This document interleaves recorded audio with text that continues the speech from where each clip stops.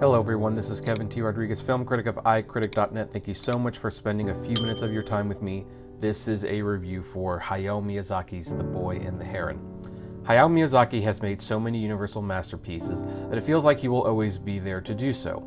Sadly, time is a marching drum that comes for us all, and even Miyazaki knows that his time is finite. He has admitted in interviews of his own failings as a father in the past, expressing that he is much more comfortable expressing himself through his art than he is in his social life. When it dawned on him that his life was coming to an end, he thought of his grandsons and the feeling of the loss he might feel.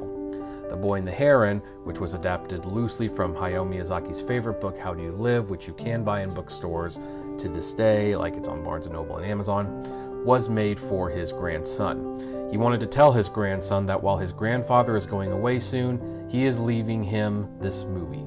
What is that movie?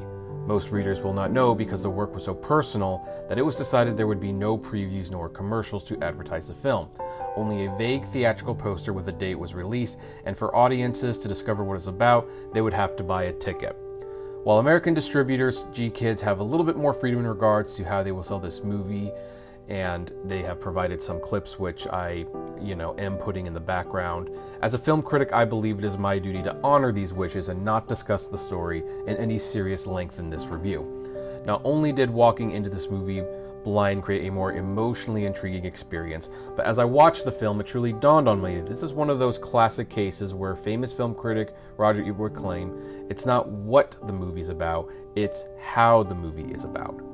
Indeed, The Boy and the Heron is a quagmire of a film, one where things like plot synopsis couldn't come close to capturing how the film is about its subject. It is the most deeply personal film Miyazaki has made. His previous film, The Wind Rises, was also a personal film where he reflected on his art and the impact it had on the world. That film, though, was still based on a real man and scenario, one in which Miyazaki reflected his views on his career through. Here, Miyazaki is opening up about himself in ways that he never has before. If the movie is indeed a letter to his grandson, I suspect his grandson will understand his grandfather in ways that few young boys ever will. His grandson is being given a history lesson of his grandfather's life, the struggles he had growing up during a war, something he himself may have to deal with if current events continue to escalate, how his grandfather viewed his family, and even his grandfather's views of death. For Miyazaki knows that death is coming. It will come, and the worlds he has created, the visions he gives us, will fall apart and go away. For the time being, we have another day with him, but the time of a world without Hayao Miyazaki is coming, and there is nothing we can do to stop it. We will mourn the loss of his vision. However, Miyazaki himself seems unconcerned.